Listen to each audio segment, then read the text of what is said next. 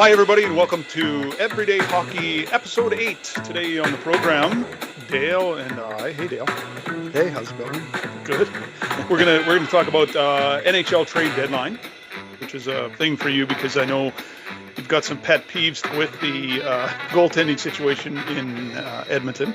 I'd like to talk about the PWHL playoff format. Some innovations there that I think are worth noting. They've got a really kind of cool system, the way they do their draft. And of course, that's of personal interest to me because I have someone personally going to be involved in that draft. Sounds really good. And I'm back in Cool. Dartmouth, Nova Scotia. Shout out to all the staff down there at Dartmouth General Hospital, where I spent some time yesterday. And you know what they told me, Dale? They said, stop being a Band-Aid. That hockey puck size gallstone you have, that's nothing. Just skate a little bit. Skate a little bit. Oh my God, that is so Motrin pain, man. Yep, that's childbirth, man. That's childbirth all over again. Don't say that. Don't say that. We're going to have hockey moms on here. Listen, hockey moms, write in with your comments. Give us a like, subscribe to the network. Just even if you want to air your grievance against us, that's all good. That's all good. No publicity is bad publicity, right? That's it. NHL trade deadline, come and gone. How do you feel, Dale? Well, as a guy who covers the Oilers and cheers for them, I'm kind of disappointed because they had an opportunity to make another change for a goalie, and they didn't do it. I know I'm in the minority when I'm saying this because everybody's going, oh, well, you know, we got to give Tristan Jarry a chance because it looks like Connor Ingram's grabbed the number one position, but Tristan Jarry is just a shell of himself now. He was really great in junior in Edmonton with the Edmonton Oil Kings. He won the Memorial Cup, and now he seems to have lost it. He's lost it, and analytics and scouts and general managers sometimes can't see it, but for an old goalie like me, it's like he's playing like Jack Campbell. Something's wrong, and I wish that if they were going to go on a long run in the playoffs this year, if they even make the playoffs, that they would have found someone else and maybe, I don't know, got someone to eat his contract or sent him to the minors or something. Because I hate to say this because it's the goalie fraternity, but zero faith in the guy. Well, yeah, you know, and I think there would. When they did make the trade there, you know, he was touted as somebody who could be a savior for the team, and apparently that's all already out the window. And well, the Oilers haven't even made the playoffs yet, Dale. Well, that's it, and I know there's been talk of fights at practice, and I know he's come out and he's blasted the team in the media for no defensive structure. And you know, when I played net, I didn't care, and I always thought I should stop everything. Honestly, I never blamed my defensemen. I never blamed them. It's like I should have every shot. That's the way I felt. That's the way I played. And when we did have defensive breakdowns, I loved it because it's like, well, this might give me a chance to make a game-saving save. I don't see that spirit in Jarry. Unfortunately, I guess I've been spoiled by the Grant Fuhrs and Andy Mogues and Bill Ranfords and Curtis Josephs and, you know, Dwayne Rollisons of the world for Edmonton, because those guys came up with key saves at key times. And unfortunately, I don't see it with Jarry. And well, you know, you had a list there, Dale, of really sort of superstar goaltenders, people who stepped up when it mattered for the Oilers. But there's another list that you have that's a little less prestigious. Tell us about that. Well, this is going to show the short-sightedness of the Oilers management group because here's a list. This isn't the full list, but this is a partial list of the goaltenders that Connor McDavid has had since he's been with the Oilers. Cam Talbot, Laurent Brossoit, Stuart Skinner, Mike Smith, Calvin Pickard, Mikko Koskinen, Connor Ingram, Tristan Jarry, Anders Nielsen, Jonas Gustafsson, Al Montoya, Nick Ellis, Anthony Stolars, Matt Berlin, Oliver Rodrigue. So that's just, those guys have played at least one game or two games while McDavid's been here. And from my count, when I was looking at a website about, it was a goaltending reference. website, and I counted 20, at least 20 goalies that have been in the organization while McDavid's been here, and it's like you can't find a Grant Fuhr, like you can't find, like a Vasilevsky or Shesterkin or a Sorokin or a Bobrovsky. No, no. So Dale, what do you think? What's the price? What's the price of a top goaltender? Who on the roster would you say is the price of a Stanley Cup winner? Well, probably, I hate to say this for all those loyal Oiler fans, but Ryan Nugent-Hopkins, or maybe Matthias Ekholm, maybe a combination. Like, it's like you got to make sacrifices sometimes. They got a lot of good young players on the in Bakersfield and stuff, and some of these guys aren't going to get a chance to play with the veterans that we have up here. And I know there's one thing, it's loyal. I mean, I love Ryan Nugent-Hopkins. I'm a big fan of his, but I don't know. Well, they're talking about Darnell Nurse here. When Stuart Skinner left the market, they needed a new whipping boy, and Darnell Nurse is definitely it. Every single media outlet in Edmonton is trying to run him out of town. Right. Darnell hasn't been immune in the past from, people criticizing him as one of the reasons why the Oilers have lost, certainly. And Darnell, there are times when he's serving pizzas up in places where he probably shouldn't. That's the truth. But at the same time, you go, yeah, but you need a guy has one job, and that's to stop the puck. If you don't have that, you can look to blame everybody else. But at the end of the day, that guy in the net is the guy who makes a difference. And when you look at some of the Stanley Cup winners over the past few years, I mean, like, those goaltenders did the job. They come up with a big save at the right time. And even guys like, when I think back in Detroit, like Chris Osgood, he's not in the Hall of Fame, but he came up with solid saves, big saves at the right time. And that's what you need. Like, it's interesting. The local radio station, Sports 1440, they won't take my texts anymore. I don't know, maybe they're bothered or something. But I was asking them, I'm going, well, is Calvin Pickard, he's still in the organization, is he available to get picked up and brought up? And like, all I'm hearing is crickets. But he went like 7 or 8 wins in a row last year in the playoffs before he got injured. And you want to talk about a guy. So if somehow the Oilers can squeak into the playoffs, maybe you bring Pickard up for the playoffs, because then it doesn't count against your cap, and maybe Jari's the third goalie. But that makes too much sense. Well, at the end of it all, though, if a guy has some experience in that spot and can have the nerve to do it, maybe Pickard is a good choice. Give it a try and see what happens. And like you said, he had a lot of really good wins for the team last year. The other thing about him is he's well liked in the dressing room, and he's not fighting with teammates. so there's that. There's never a good thing. That.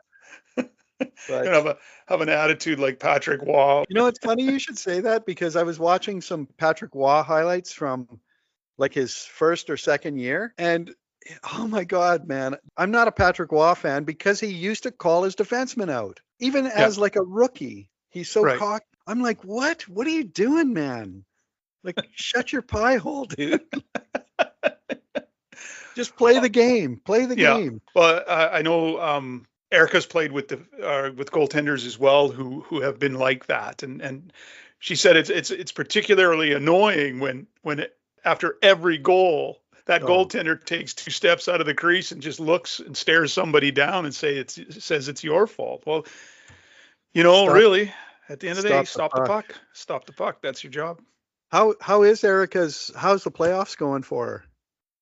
They're actually going really well so far. Okay, so they finished second in the league, and they ended up having a first round series against a team coming out of Stockholm called Djurgården, and they beat them in 3 straight. So that was a bit of a bonus, because the team that finished first, for Lunda, they had to go to 5 games.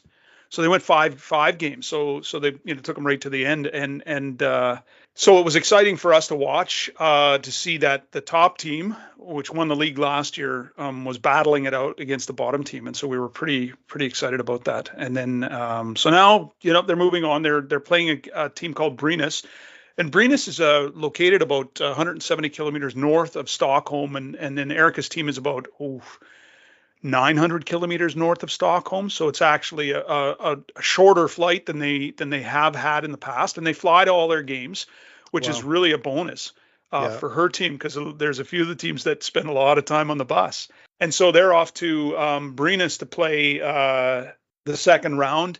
Again, a best of 5. So it's a real battle, but I got a good feeling about it. Good That's feeling about good. the way their team is, and they were clicking pretty good, and their goaltenders playing well. And there's an injury, one particular that is pretty hard for them to take. Their captain is a defenseman and is sort of like legendary in the league. Jenny Yurakowski has got a lower body injury, I believe it is, and so she's out for the remainder of the season. So there's some other players have had to step up, but one of the things that they did do was after the Olympics, Team Italy did really well at the Olympics, like well compared to what they were expected to do. Yeah. And so they actually picked up a defenseman from Team Italy, and they had a bit of an exception with the league rules just because of the Olympic break and because of an Olympic injury. They had that built into the rules to say if one of your players was injured during the Olympics, then you could bring somebody up. Oh, And that's and cool. and so that was lucky for them. Although suddenly they had an extra defenseman as well in the mix, and so as usual, it causes some emotions from people who are going, wait a minute, so now I'm not going to get to play, and then they had another injury, so that brought that other person back into it. Anyway, at the end of the day, their team is clicking pretty good right now, and so we're hopeful that they'll make it to the final and maybe a championship for Erica's team. So is this the semifinals then? Yeah, yeah, Okay. going into the semifinals. So they start off with 8 teams. Now they're down to 4, and then and the 2 that'll be left. So would there be any PWHL scouts in the stands for these games? I don't actually know how much the PWHL actually scouts.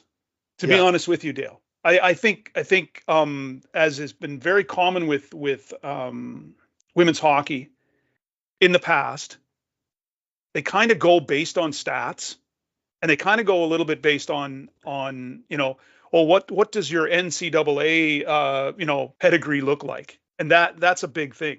Now, one thing about the SDHL, the Swedish Women's Hockey League, this year, there was a lot of players actually who came from the PWHL playing in the league, Oh, and one of the reasons was the Olympic situation.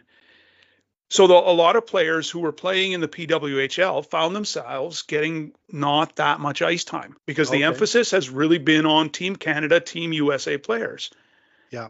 So those players who dominate the league, I think there's 77 or something like that, Canadian players, they really dominate the league.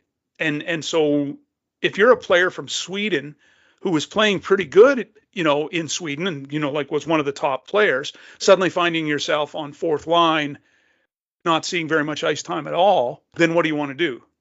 Maybe for that season prior to the Olympics, you go back to Sweden, you get lots of ice time, and then, you're firing for your own national team. And so that was a situation, I think, where a lot of players came back. On Erica's team alone, I think there's 3 or 4 of them that have played in the PWHL, including the Japanese girl, Kane Shiga, Sarah Bujo. Yeah, there's a couple more as well that have played in the PWHL that decided to go back to Sweden just to get more ice time and more opportunity to improve their skills as players, and then make their national teams and compete in the Olympics.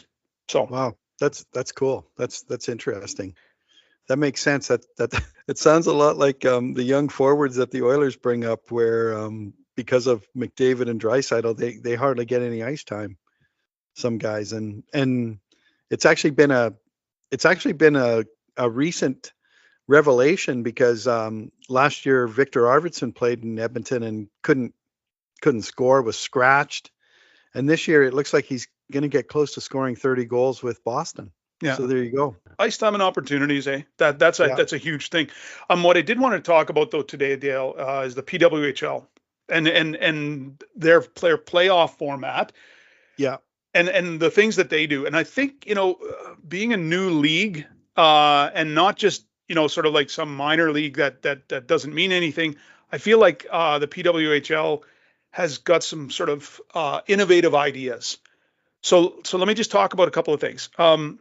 So one of the things that they've done is they've got a 3-2-1-0 system. A regulation league win is worth 3 points. An overtime win is 2 points, and an overtime loss is 1 point. Unlike the NHL, where a win is a win, 2 points, an overtime loss is 1 point. Right. So it really emphasizes, playing well during regulation time. Right. Because you get that extra point, and that can be, like we've seen it enough times, that can be make all the difference. If you look at the way they do their draft, they've got a really innovative thing called the gold plan. So the PWHL has 8 teams this season, and only the top 4 actually make the playoffs, which is really quick as Exciting. well. Yeah. My gosh, like you better play well. And they play best of 5s, and so you're in a semifinal in the first round, and then it's off to the Walter Cup if you can manage to beat your opponent. So the gold plan, their system is to encourage competitive play by all teams throughout the full regular season. And once a team is mathematically eliminated from playoff contention, and let's face it, if you've got an 8-team league and 4 teams aren't making it, there's probably one of those teams that's a bit of a dog and hasn't had very many points throughout the season. But their standing points earned using the same system, the 3-2-1-0 system, in their remaining regular season games are classified as draft order points. So that means if you're the bottom team, you can't just then give up and tank the rest of the season. Right. Then what happens is the more points you get in the remaining regular season games, the more points you have, the better chance you have of being the number 1 draft team. You battle it out no matter what. Right. The non-playoff team, most draft points, gets the highest pick in the draft. And so, at the end of it all, the team that finishes number 1 and wins the league, okay, so they don't get a very high draft pick. But again, I guess when you look at it too, with only 8 teams in the league, you're not too far down the ladder. But right. I think it's a really innovative way of doing things. Because I mean, we've seen teams tank in the past purposely in the NHL for sure. I don't know if you remember when the Montreal Canadiens decided that they were going to tank the team. Do you remember who they hired as coach to probably put them in the, because all he had done was coach midget AAA or something like that. Was it their current coach? Yeah, St. Louis. St. Louis. Yeah, I think he was in Minnesota coaching midget AAA. They brought him in thinking, well, we'll just bring this guy in as the marquee name, right? Yeah. So something for the marquee up on the board, and people will go, oh yeah, Martin St. Louis, he's a Quebecer and a superstar, but he's got no coaching experience whatsoever. And he came in, and he was an inspiration to the guys. And all of a sudden, Montreal didn't tank this season. In fact, they did actually pretty well down the home stretch. There's a plan gone awry, hey? Well, it's interesting because it's like teams like Vancouver, they got rid of, Quinn Hughes left, and I know that they were trying to trade Pettersson at the trade deadline and stuff. And and it's funny. Well, it all comes down to odds because of that draft lottery. Mm-hmm. So even if you finish last, there's no guarantee. But I kind of like that system I kind of like the PWHL system because it's like so many teams just give up. Give up. Give up. And make moves actually to tank the team even further. Oh, for sure. Yeah. It was interesting because St. Louis was trying to dump a lot of guys. And there was that big rumor about Colton Parenko, and he nixed that trade actually which was interesting. But they still ended up getting rid of guys, and they know that this just isn't their year. Well, Calgary too. with Kadri too. I mean, he is the kind of guy that actually can make a difference. Oh, big time, big time.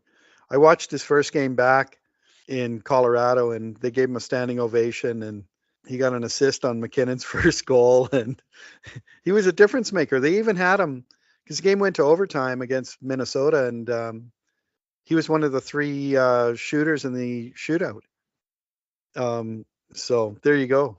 There you go. Like, well worth the trade, I'm sure. Totally. Now, of course, Winnipeg Jets. What did they do at the trade deadline? They unloaded Logan Stanley and Luke Schenn and Tanner Pearson to the Buffalo Sabres. Now that upgrades the Sabres. I feel like that's something that we got. They're a team to watch for.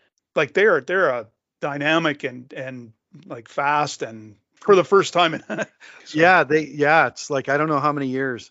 It's consecutive years. Like I think it is 15 years that they haven't made it. It's interesting because they got rid of their general manager halfway through the season, Kevin Adams, who basically built the team. They have the old, I think he's from Columbus, the general manager there, and and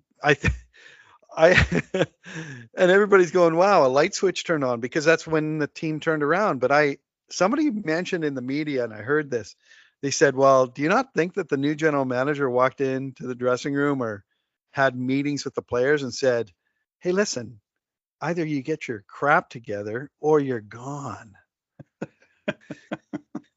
And that might have been the fire to light, that they needed, because they're looking really good. Oh, really they are. Good. They are. Yeah. And one of the ththings, that you look at when the Jets brought Luke Schenn in, he was supposed to be the human eraser, which, again, as a defenseman, he was, he could just lay the body in the corner and just erase guys. Logan Stanley playing way above what expectations of people. If you want to see a violent hockey play, you can watch him fighting with Tkachuk. Oh, really? Which Tkachuk? Matthew? Brady, and he's fighting Brady, and he punches. Oh my God, drops him like a freaking bag of potatoes. Which is, sometimes you just gotta, just admire that kind of hockey play. Okay. You do. I still remember. I probably brought it up before, but the Zach Cassian fight with Matthew Tkachuk, where he ragdolled him, and old Matthew put on his turtle shell with the flames there. Yeah, that was craziness. Fun to watch. Hey. But anyway, so I'm a bit disappointed that Logan Stanley's gone, because I think he's fun to watch, because he's he's so massive. He's like 6'7", and so. But I heard the Jets are only 5 points out of a playoff spot. And that's right. They are, and they did pick up a couple of players, and so they've still got a shot at it. I mean, the wild card is there for the taking. And they've got a few games left, and they have had points in, I think, every game that they've played in since the Olympic break. But unfortunately, they haven't been 2 points. They've been 1 point almost every time. They've been taking teams to overtime and then either winning or losing. So if they get in, I wouldn't want to play them.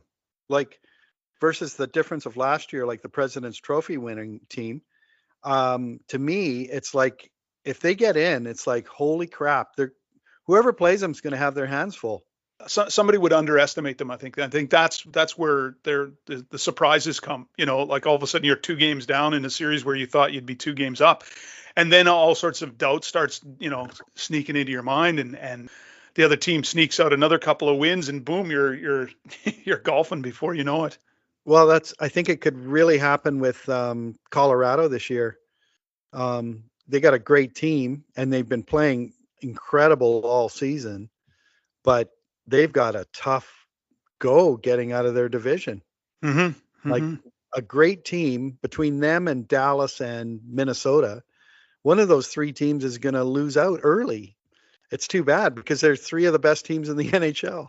Right. Yeah. And yeah, just get mathematically eliminated almost, right? Mathematically, where you're in the wrong division, or you end up having to battle out another top team just before. But I mean, as a fan of hockey, well, hey, you know what could be more exciting though than seeing, even in the first round, seeing a couple of top teams just duking it out. Totally looking forward to that. I I yeah, that's the exciting part.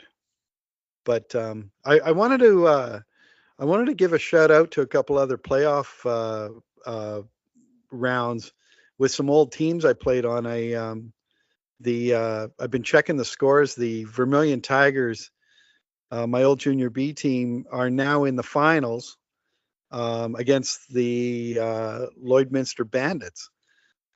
So I think that series starts this week. But I remember as a boy, when I was a kid, oh my God, it was incredible. Like we'd get 1,500, sometimes 2,000 people in the old Vermilion Stadium to watch, like some of my hockey heroes like Mike McNabb and Nick Westman and Murray Westman and Richard King and net. Those, oh my God, it was such great memories. But I have a feeling there's such a good rivalry between Vermilion and Lloydminster that they're going to get some excellent crowds for that final series. And the other league I wanted to shout out was the Sask Alta League finals are now in full swing, and it looks like Meadow Lake, I think, is a powerhouse. They're up 2-1 against the Bonnyville Senior Pontiacs. So Bonneville Pontiacs, yeah, I remember. yeah. I remember that team. So now the Lloydminster team. What did you say their Oh, the the name was? Bandit. The Bandits. Now, is Yeah. that an iteration of the Lancers? Is that something that they became? Because I remember when we were in Lloydminster working there at the radio station, it was the Lloydminster Lancers, and so they changed the league. Is that right? No, because the Lancers moved from the Saskatchewan Junior Hockey League to the AJHL, and Oh, then okay. they changed the name to the Bobcats. So the Lloydminster I think they're doing pretty good this year. But what happened was they formed a junior B team, the Bandits, and the Bandits have been in the league a long time now, Okay. and they've been really successful in their time in I think it's called the Northeastern Alberta Junior B League now. Okay. Okay. But as far as I know, there's no guys getting out of jail and taking slap shots that go through the net. As far as I know. Yeah, and those are legends, I think, Dale, that grow and grow as the years go by.